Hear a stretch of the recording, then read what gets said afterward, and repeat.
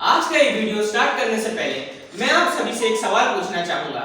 आप में से कितने लोगों को पता है कि हमारे फाइनेंशियल वर्ल्ड में एक ऐसा जायंट रहता है जो हर साल आप सभी के पैसे खा जाता है और आप सभी को पता भी नहीं चलता।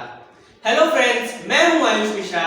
आप सभी का हमारे YouTube चैनल में बहुत बहुत स्वागत है और आज के इस वीडियो के थ्रू मैं आपको एक बहुत ही इंटरेस्टिंग फाइनेंशियल टॉपिक के बारे में जानकारी देने वाला हूं जो कि है इन्फ्लेशन। मगर उससे पहले अगर आपने अभी तक हमारे चैनल को सब्सक्राइब नहीं किया है तो चैनल को सब्सक्राइब कर दीजिए और हमारे साथ जुड़े रहिए। और अगर आपने अभी तक हमारे वीडियो को नहीं देखा है जिसमें हमने फाइनेंशियल लिटरेसी के बारे में बताया है तो जाके चेक कर लीजिए, ऊपर आई बटन पे उसका लिंक हमने दे दिया है। तो चलिए ज्यादा समय न गुजारते हुए आज का ये वीडियो शुरू करते हैं।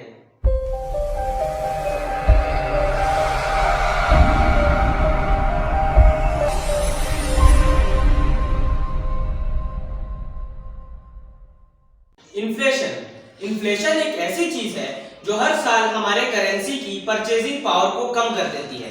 अब ये परचेजिंग पावर क्या है? परचेजिंग पावर का सीधा मतलब है खरीदने की क्षमता। मान लीजिए एक प्रोडक्ट है X, उस प्रोडक्ट X की कीमत इस साल 100 रुपए की है, यानी आप 100 रुपए में 100 इंडियन रुपीस में उस प्रोडक्ट को खरीद सकते हैं। अब अगले साल 6% का इन्फ्लेशन लग जाता है। अब उस प्रोडक्ट X की कीमत जो इस साल 100 रुपए थी अगले साल वो 106 रुपए बन जाती है। अब आप उस 100 रुपए में उस प्रोडक्ट को नहीं खरीद सकते। अब आप सभी को ये समझ में आ गया होगा कि कैसे इन्फ्लेशन हमारे परचेजिंग पावर को कम कर देती है, क्योंकि जैसे जैसे महंगाई बढ़ती है वैसे वैसे प्रोडक्ट्स के दाम बढ़ते जाते हैं और उसी को इन्फ्लेशन बोला जाता है। एक प्रोडक्ट जिसकी हमने बात की, प्रोडक्ट X, जो पिछले साल 100 रुपए का था आज वो 106 रुपए का बन चुका है। आप पिछले साल 100 रुपए में वो प्रोडक्ट X खरीद सकते थे, लेकिन इस साल आप उसे नहीं खरीद पाएंगे और अगर आप वो खरीदना चाहते हैं तो आपको 6 रुपए अलग से लगाने पड़ेंगे। यही होता है इन्फ्लेशन। अब बहुत से लोग क्या करते हैं, वो पैसों को सेव करके बैंक में जमा कर देते हैं। आप सभी को पता होगा कि बैंक में कितने परसेंट के इंटरेस्ट मिलते हैं। कहीं कहीं 3.5% के इंटरेस्ट मिलते हैं, कहीं 4%, कहीं 5%, और शायद ही ऐसा कोई बैंक होगा जो उससे ऊपर इंटरेस्ट देता है सेविंग्स अकाउंट पे। तो हम 4% को एक एवरेज मान के चलते हैं और उसे यूज करते हैं हम अपने एग्जाम्पल में। इस साल आपके पास 100 रुपए थे जिसको आपने बैंक में जमा करा दिए। अब एक साल बाद 4% इंटरेस्ट के हिसाब से आपका वो 100 रुपए 104 रुपए बन गया।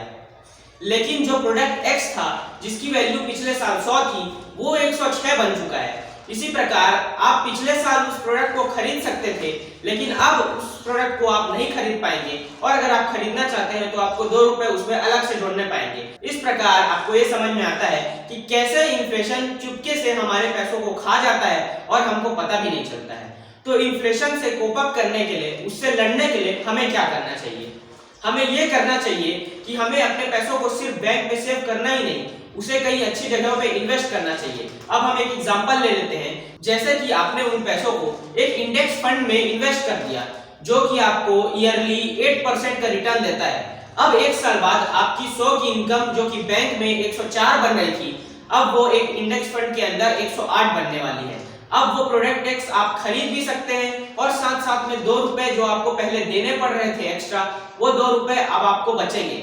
अब आप ये सोचेंगे कि बैंक में पैसे रखने से वो सेफ रहते हैं, तो बिल्कुल ये सही बात है कि बैंक सबसे सेफेस्ट ऑप्शन है पैसों को रखने के लिए। लेकिन अगर आप अपनी फाइनेंशियल सिचुएशन सुधारना चाहते हैं, अगर आप सोसाइटी में अपनी फाइनेंशियल सिचुएशन को अच्छा करना चाहते हैं, तो आप वही चीज नहीं कर सकते जो बाकी सोसाइटी कर रही है। जब बाकी सोसाइटी को भी वही रिटर्न मिलेगा, वही 4% का रिटर्न मिलेगा जो आपको मिलेगा, तो आप अपनी सिचुएशन को उनसे अच्छा कैसे कर पाएंगे? इसीलिए आपको हमेशा रिस्क लेने की आदत होनी चाहिए और आपको इन्वेस्ट करना आना चाहिए। तो जब आप अपनी फाइनेंशियल सिचुएशन को सुधारना चाहते हैं तो आपको, जैसे हमने इस वीडियो में एग्जांपल में बताया, इंडेक्स फंड पे इन्वेस्ट करना चाहिए, या फिर आपको जो भी फंड पसंद है, आपको रियल एस्टेट पसंद है तो रियल एस्टेट में, गोल्ड पसंद है तो गोल्ड में, पर आपको अपने पैसों का सही यूज आना चाहिए। और इसी प्रकार आप इन्फ्लेशन नाम के जायंट से लड़ पाएंगे और अपनी फाइनेंशियल सिचुएशन को सुधार पाएंगे। तो इस वीडियो का कंक्लूजन यही निकलता है कि सेव करने वाले हमेशा हारने वाले होते हैं और अगर आपको अपनी फाइनेंशियल पोजीशन को सुधारना है तो आपको इन्वेस्ट करना आना चाहिए। तो दोस्तों, आज का ये वीडियो यही खत्म होता है। तब तक आप ऐसे ही ढेर सारे इंफॉर्मेशनल वीडियोस देख के अपनी नॉलेज बढ़ाते रहिए और लर्निंग करते रहिए, क्योंकि याद है ना मैंने क्या कहा था, जब आप लर्न करेंगे तभी अर्न करेंगे और जब आप रीड करेंगे तभी लीड करेंगे। धन्यवाद।